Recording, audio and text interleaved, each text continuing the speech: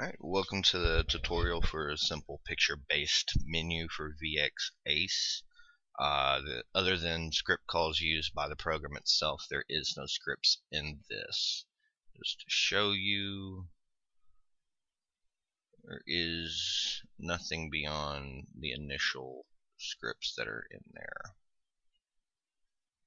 Alright, I will be shutting sound off of the demo here, but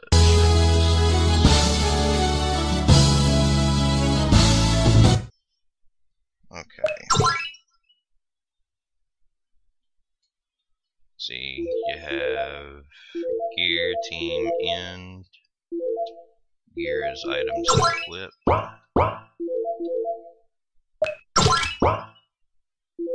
Team is skills and status.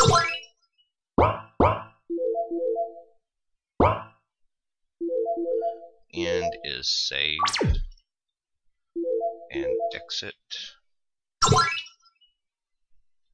Well, it's exit.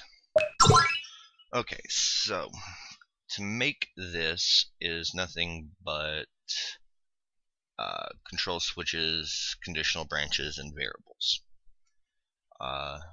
To start it up, what you do is you make your little event, and the first thing you want to do is go over here to tab 3, change menu access, click disabled. Alright, once that's done, you'll want conditional branch, script input, input trigger B, which for those who don't know, RPG Maker VX Ace has a separate keybind for everything that it calls. B is escape and X on the keyboard. And you want to put control switch. I labeled mine menu because that's what it activates. Turn the switch on. Alright, what this does is change menu access, disabled. Simply put, disables menu access for the player. The conditional branch makes it so when the trigger B, or X as it is on the keyboard, is pressed, it turns control switch 100 on, which activates the menu. Come over page 2, you have your condition setting over here. You got your switch 100 menu is on. This right here and this right here is setting up the key presses that you need to make your menu work. Conditional branch, tab 4 becomes script, type in input trigger, blah blah blah, right. It makes it so every time you hit the right arrow key, it adds a variable as long as it's less than 3. It says here input trigger right, so every time you press the right key, conditional branch variable for menu less than 3, so every time you hit right, as long as it's less than 3, control variable for menu +1, so it would be as long as it's less than 3, the variable goes up by 1, and every time it happens it plays the sound effect item 1. Now this right here, it says the same thing, only every time you hit the left trigger, it's -1.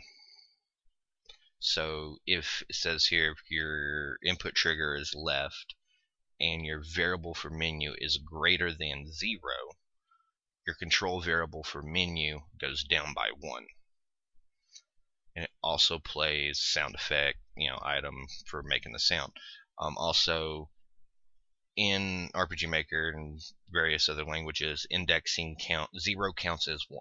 It's not 1, 2, 3, 4. It would be 0, 1, 2, 3. Alright, so you end your branch, and then you come down here, and this is where your menu actually becomes visible.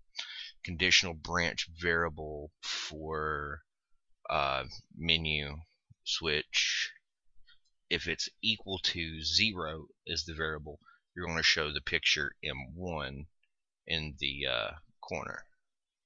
M1 obviously is just menu 1 with the gear section selected. See the difference in the image there. Alright, you don't change anything here, all that stays the same. And you just do that for each variable that it would go up. We have 3 selections, so we have if it's equal to 0, if it's equal to 1, if it's equal to 2, which equates again 1, 2, and 3. You have conditional branch, script input, trigger B, which is X again. It erases any of these pictures that are on screen, and it turns the menu control switch off. So basically, it turns the whole menu system off again. Conditional branch C, which is Z or enter, plays a sound effect. Conditional branch variable, if it is equal to 0, turns the submenu switch on, and so forth and so forth. That should be pretty simple. Flip over to tab 3. Condition switches submenu is on because we've turned off primary menu here. Oh, well, not there, but there, and activated the submenus here. Flip over, switch submenu is on while menu switch is on as well. Again, we have our control inputs. It says the same thing, only it's set up for the submenus. Then we have the same variables. The way the variables work are exactly the same. It says here conditional branch variable for submenu 1, if it equals 0, show picture M1A, which is the item equip screen. And I mean, it's just the same thing all the way down until you get to here. Now here, what this is it shows when you press a conditional input trigger of C, which again is Z or enter, it plays the sound effect. Then the conditional branch, if it's equal to 1 or 0 as it says, it calls the script with scene manager call of scene item. Scene item, scene equip, and further in you have scene skill, scene status. Those are what actually calls up the menu scenes themselves, where you can equip items, or where you can see what your status is, or what items you have in your inventory. That's what allows you to do that. A lot of the add-on scripts that you'll find that modify them, like the Mog Hunters, Monster Hunter book, the bestiary that they have, their script call is scenemanager.call open bracket monster underscore book close bracket. So I mean, it's the same base call, it's just what's inside the bracket changes for each thing. But here it says conditional branch variable 99 submenu 1 equals 0. Then you call the scene item, which is, lets you see what items you have.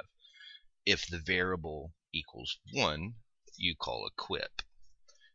Alright, and then you look up here. The reason why it's done like this with the variables is, if the variable is 0 here, you see the image that's specific to that variable, which is items being shown. And then you come down here with the same variable. When it's showing you the item screen, it will be calling the item menu when you press that button. The same with the equip and everything else. Now, what's on this tab, tab 3, if I wanted to do an extra menu for whatever reason, I would do is copy event page, paste event page, come here to switch, say I had another submenu. Say I had submenu 4.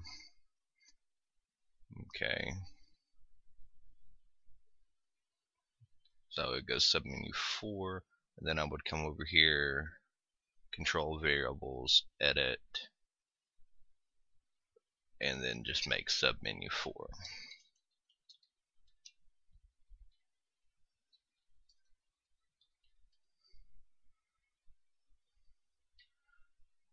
and then just go through on all the variables and change them all to sub 4. And that's on all of them. Okay.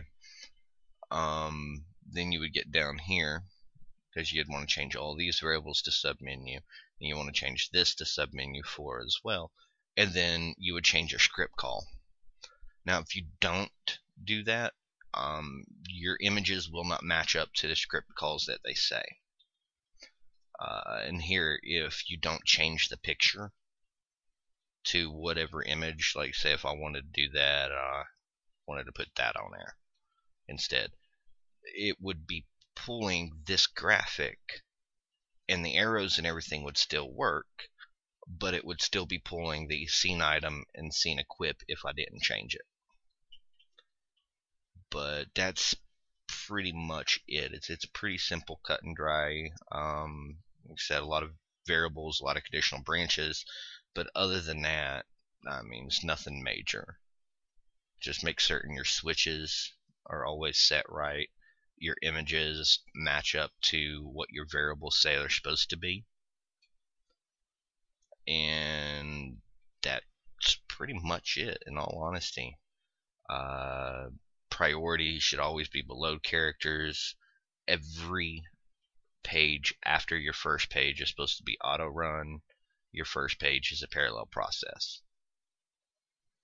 Alright, I hope this helps somebody at some point, and have fun.